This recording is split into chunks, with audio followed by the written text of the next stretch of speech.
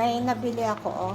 Masarap to yung mga, ito, coconut cookies. Dati binibili ko ay almond cookies sa TNT, pero wala siya. So, tinikman ko na yan. Ayan, oh, binuksan ko yan kanina. Binuksan ko rin to kanina. Ito naman yung coconut. Masarap siya. Ay, coconut, tapos sesame. Masarap siya. Ta-transfer ko lang sa Ziploc. Pero maganda na pala siya, oh, nakaganon. Try ko lang transfer tong isa. Ito ay ibabaon ko. Part of my preparation of ng aking pag-travel. Pwede na pala yung ganong lalagyan. Kaya lang mabold to kasi. Ito kasi, ay, hindi na kasya. Baka kasi madurog. Kakamayin ko na, ako naman ang kakain. Kasi hindi kasya yung sa Ziploc. Masarap to. Battery siya na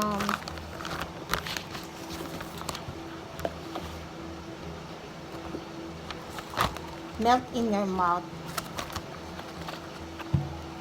Meron to walnut yata or almond. Pwede na siguro.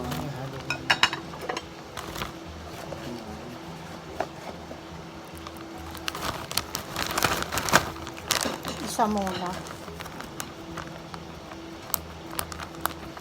Kasi baka madurog naman sa biyahe.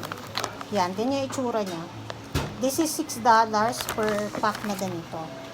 Pero sulit na sulit. Masarap. Breakfast muna kami. This is kapres. Kapres ba yung pronounce nun? And, ano ba yun?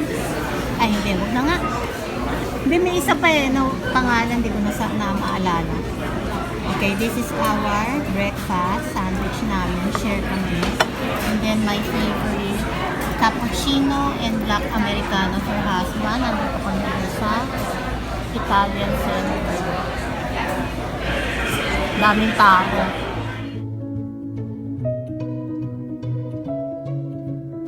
So ito, nagsa-start na ako mag-prepare ng iiwang kong pagkain dito. This is marinated na daing na bangus. Piprito na lang yan. Tapos nagluluto ako ng beef stew. Freezer naman yan. Ito nga pala, oh. Yung binili ko, ang dami niyan, yung pork. Kailangan kasi nung broth. Pero yung iba, sinigang. Pero makita nyo, puro buto. Ano yan? $8 lahat yan.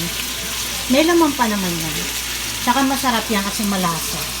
So, ito naman yung isa kong pang pine-prepare na pwedeng piprito na lang niya pag gusto niyang pag kailangan niya ng ulam. Ito yung parang ano to, yung sa Batangas na pupor.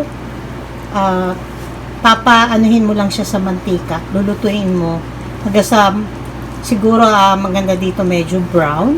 Basta salt and pepper lang. Wala pa ang pepper, lalagyan ko. Tapos, lalagay sa fridge with the oil. So, piprito na lang niya pag gusto niya. And, ito naman yung isa pa, mag-aadobo. Na liempo rin. Diba? Mga pwedeng iwan-iwan. At madaling initin.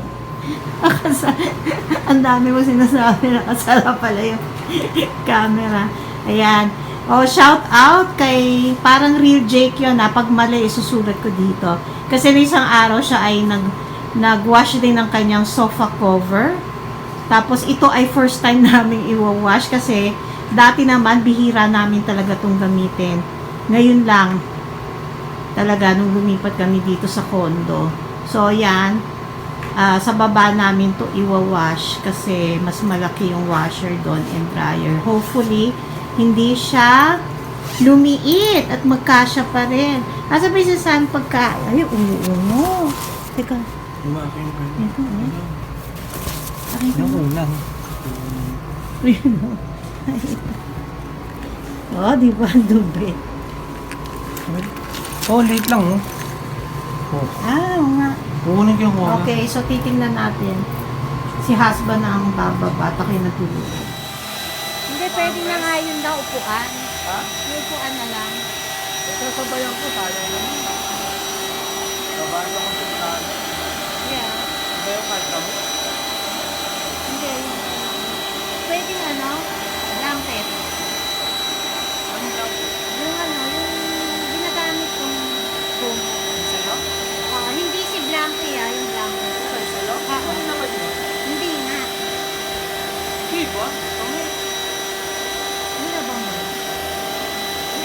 quarter kulang. Malaki siya lang talaga. Oh, wait, titingnan ko. Ay, ito mga ano, favorite ko. Ayan, malapit na to matapos. Gusto lang niya mas dark pa dito yung color. Tapos, eto po yung adobo na niluluto ko. Ayan, tapos na. Kasi gusto niya dark talaga eh. So, ayan. Hindi na daw niya ipiprito, parang iinitin na lang niya. Tapos, eto ayos na rin yan. Pinatutuyo ko pa ng konti, pero ready na. Gusto niya rin yung nagmamantika. Dati gusto niya yung masos, ngayon sabi niya gusto niya yung mamantika. Yan, so, dumating uli, ito uli yung isang last week yata na dineliver sa akin. Isa lang yon, so this one, dalawa naman na yung Nucala injection ko, dumating na. Yung mama talaga, yung nagde-deliver, hindi na siya tumawag, supposedly tatawag sa baba pa lang. Siguro nakisabay sa iba. Tapos narinig ko lang may kumakatok. Ayun.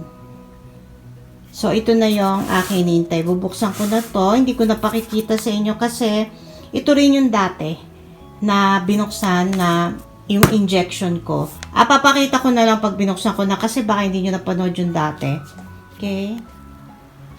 Ayan. So, merong ano dito. Papel. Nakakaipon na ako ng cooler Yan. So, iaano ko pa to. I-confirm ko dun sa clinic or sa lab na ito ay natanggap ko. Ano lang yon? Iaano ko lang. Ano tawag dun? Yung kanya, may code dun pipindutin lang yon. So, ito na yung ice. Para dun sa hindi nakakita dati, yung delivery. Tapos, may ice pack. Dalawang ice pack. At dalawa din ang aking injection na dineliver. So, once a month ko lang to ini-inject. This is Nucala Biomed injection na for my eosinophilic asthma. Iba po yun sa regular asthma. This is about white blood cells. Yun. Okay. Makita nyo, ang dami pa naming hindi pa naayos yan kasi yung kahapon, sinabi ko, winash namin sa baba, yung mga ganyan. Pero, hindi na namin din-dryer kasi nakalagay, do not tumble dry. So, dito na namin pinatayo sa unit, sa condo. Yun. O, sige, tatago ko na yung aking injection. Yan, magpapakulay na ako ng buhok kay husband dahil ang dami ng white hair. Kapag yung full na, yung ganito, pinapakulay ko sa kanya. Ang gamit ko po ay ito. Meron siyang kasamang conditioner. Meron din siyang kasamang pang yung bago ka magkulay, lagyan mo muna yung tip ng hair mo. Pero hindi ko na minsan nilalagay. Tapos, papagupit na lang ako next time.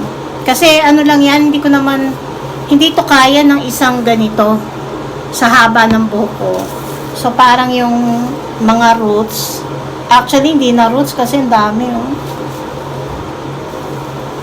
Hindi kasi ako agad nakakapagpakulay, depende sa aking, like, minsan may hika, minsan masama pakiramdam, so hindi ako masyadong nagkukulay. Tsaka, at least once a month, pero usually, pag third week, o second week may lumalabas na konti.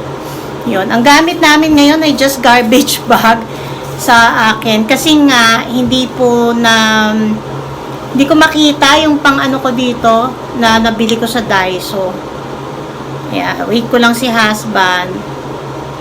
Ayan ang aking personal hairdresser.